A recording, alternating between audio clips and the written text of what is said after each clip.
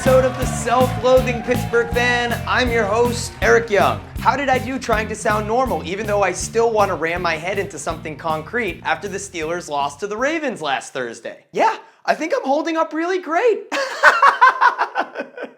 If you're like me, watching the Pittsburgh Steelers lead slip away in the fourth quarter last week was the Steeler fan equivalent to being waterboarded. The Ravens needed overtime to beat a Pittsburgh Steelers team who was starting an old as f*** Mike Vick and a drunken, peg-legged, homeless dude named Josh Scobee. Ravens, you're not good. See you in Baltimore. And good luck trying to win enough games in order to keep that December tilt relevant. These are the last things I'm going to say about the Ravens game. Everyone blamed the loss on kicker Josh Scobee. But this is a lesson in managing expectations, people. He is our third choice of kicker this year, everyone. It's normal to expect him to be not good. What separates a good kicker from a not good kicker? Making long kicks in challenging situations when the game is on the line. Those are the types of kicks that Scobee was missing. And one extra point. All right, so the guy was god-awful. I'm not saying it's not frustrating. I'm saying it's what we should have been expecting. How mad can you get when something you expect to happen actually happens? You know what else is something you should expect to happen? The best wide receiver in the world to catch a ball when it hits him in the hands. All I'm saying is Antonio Brown had the opportunity to pad the Steelers' lead in a big way when he dropped a Mike Vick pass in the end zone. But no one is blaming Antonio Brown for this loss,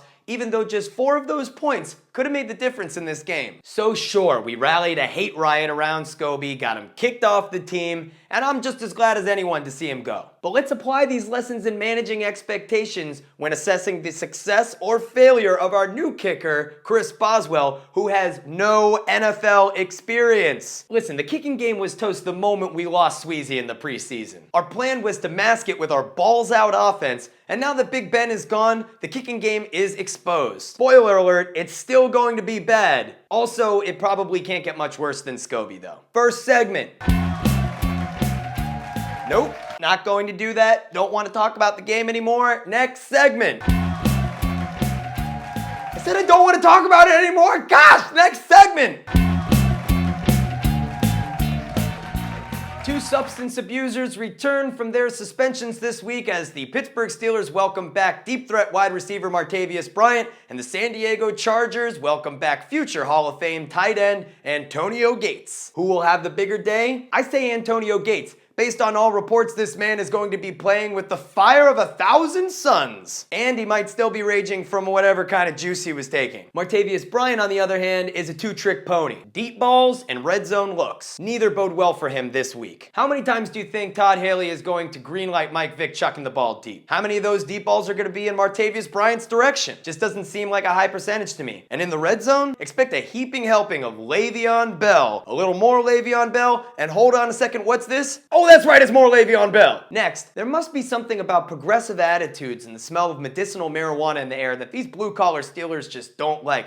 Because doesn't it always seem like the Steelers lose in the state of California? Well, it feels that way because it's true. Let's take a look. In 2013, loss at Oakland. 2012, loss at Oakland. 2011, loss at San Francisco. 2006, loss at San Diego. And the same year, loss at Oakland. We have to go all the way back to 2005 to find the last time that the Pittsburgh Steelers won a game in the Golden State. And of course, it was to none other than the San Diego Chargers. Prediction time.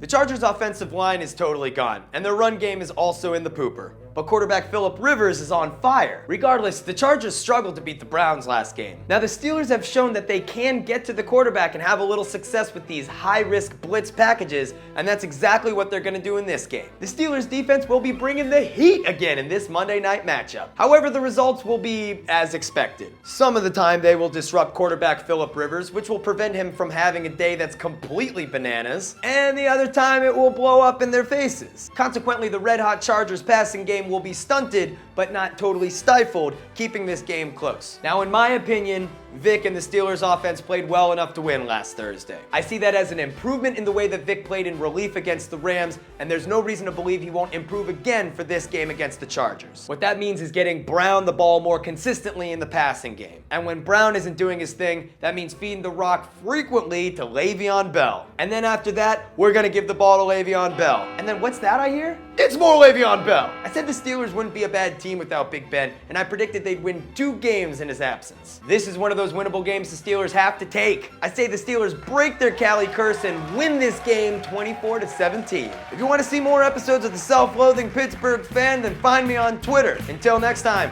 peace!